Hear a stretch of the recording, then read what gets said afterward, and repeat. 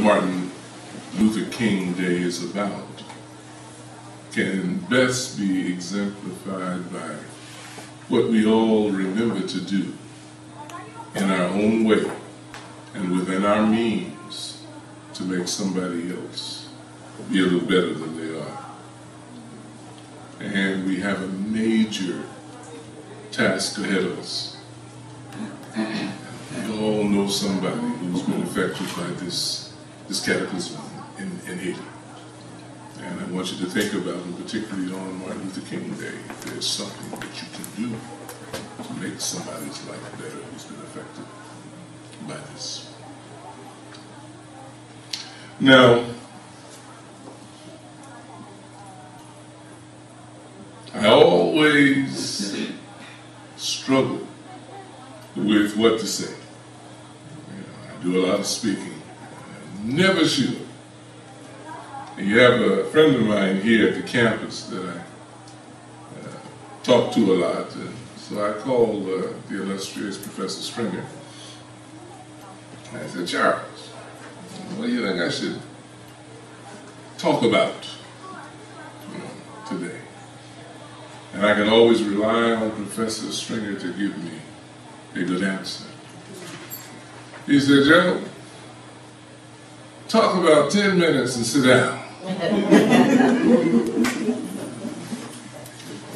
It's going to be a little hard to get all that I want to say in 10 minutes, but I'm going to try to work in that model.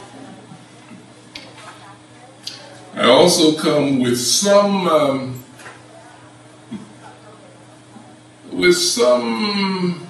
hesitation today. I've been doing public speaking for 25, 30, almost 40 years now. I hate to give that up, but it's been about 40 years. And in view of the revelations of this past week, I have to warn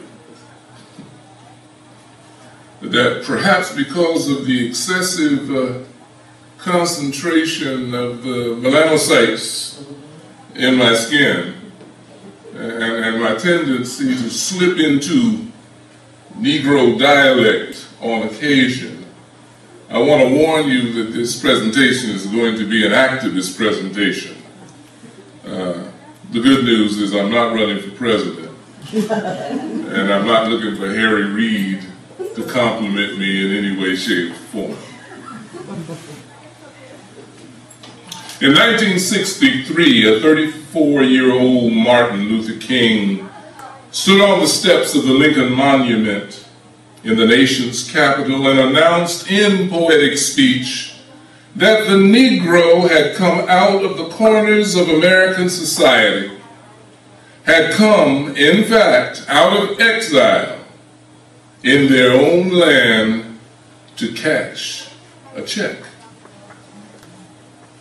At that historic moment, the young Georgia preacher became transfigured, became illumined from within by the socialized wellspring of African American life, by the instincts, primordial emotions, and deep collective images of African and American humanity. In that moment, his avidity for power, his desire to increase his selfhood and the scope of his authority was transmuted as he truly experienced the magical identification of his innermost self with his God and with his people. He became translucent, his mind and soul transubstantiated and made like crystal, as a lens to focus the yearnings and aspirations, the hopes and fears of the African dwelling in America for nearly 350 years. With an eloquence tempered by the white-hot fires of the gospel, shaped in the twin crucibles of the American Baptist Seminary and the Black Church, Martin King proclaimed that when the founders of our republic scripted and signed the magnificent words of the Constitution and Declaration of Independence, they also signed a promissory note They had in fact signed a contract where they made an unconditional promise in writing to guarantee all Americans the unalienable rights of life, liberty, and the pursuit of happiness. They promised to deliver, either at a fixed or determinable future time, or on demand, and under specific terms, the riches of freedom and the security of justice. King said that America had failed to honor that sacred obligation, had given American citizens of color a bad check.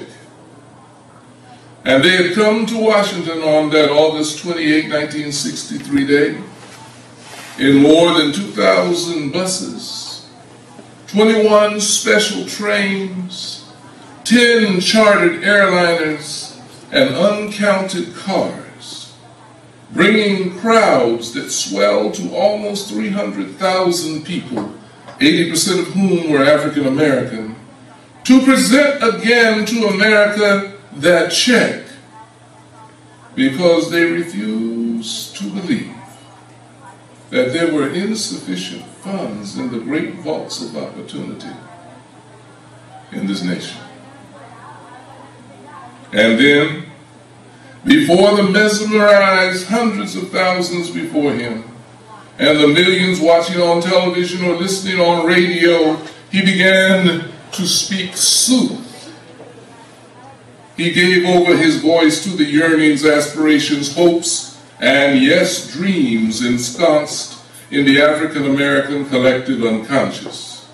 More compelling than the ancient Roman augur taking auspices from the flight of birds, or the pre- and retrocognitions of the modern clairvoyant, Martin Luther King Jr. took the psychic elements of the African American soul and, like a skilled father of secrets, tossed them onto the opon ifa of his oratory, which semantically and systematically organized what appeared to be disjointed random facets of the American experience into a lucid, and prognosticating dream.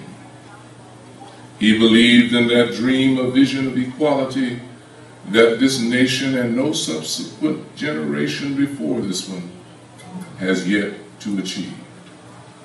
A vision of social equality, the just and equitable treatment of all our citizens, regardless of skin color, gender, sexual orientation, linguistic difference, social status, and ability.